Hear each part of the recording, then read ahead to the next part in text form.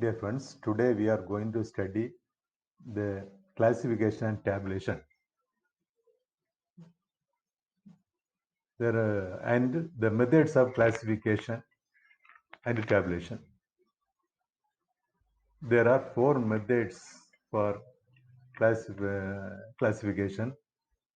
One is geographical classification, chronological classification, qualitative classification, and quantitative classification.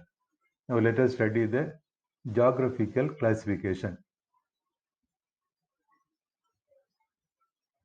The classification on the basis of states, regions, zones, cities, villages, etc. is called geographical classification. In this example, coffee industrial units in, I think, 6 districts have been given, and the number of units have been given. The second one, chronological classification. Chronological classification is classification on the basis of month or year. Here, one example has been taken as sales of company for 2012 to 2020. In first column, year, second column, value. Then qualitative classification on the basis of some attribute or character that is to be recorded in frequency only, present or absence of qualitative. That is twofold classification that is given as literacy level of respondents. Then manifold classification, so that three or more type of classification attributes have been classified. In this example, we have taken education, employment, first example, and literates and illiterates education has been classified, employed has been stated like that out of the 300 respondents. Then example 2, we have taken satisfaction level of teachers, that three attributes have been taken: salary, infrastructure, students' attitude.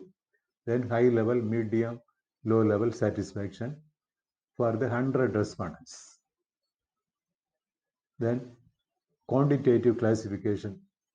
That quantitative classification is the classification like income, expenses, production, weight, marks, etc. These classification are of discrete frequency and continuous frequency distribution.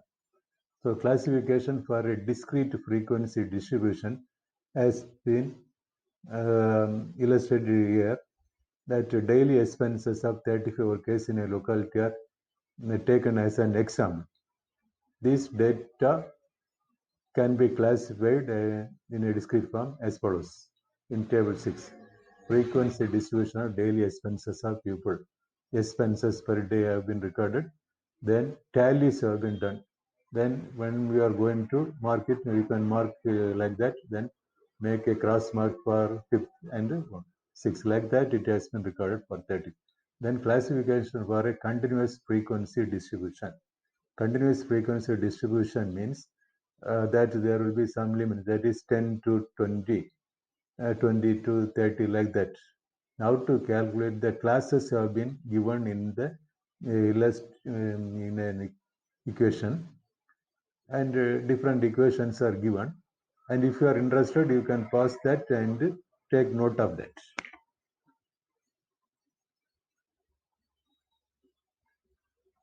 Then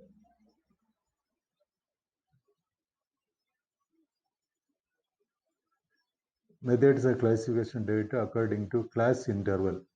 Then class interval are exclusive method and inclusive method. Exclusive method means that 200 to 250, 250 to 300, like that it would be.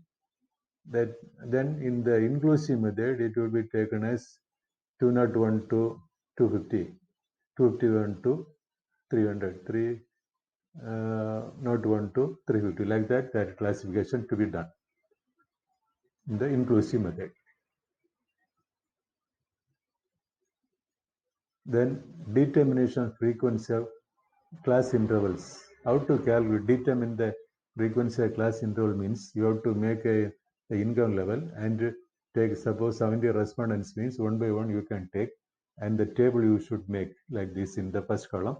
Then you can make first you are taking a correspondence, accordingly you have to tell. Then tabulation. Tabulation is orderly arrangement of data in column and row. The process, systematic and scientific preparation of data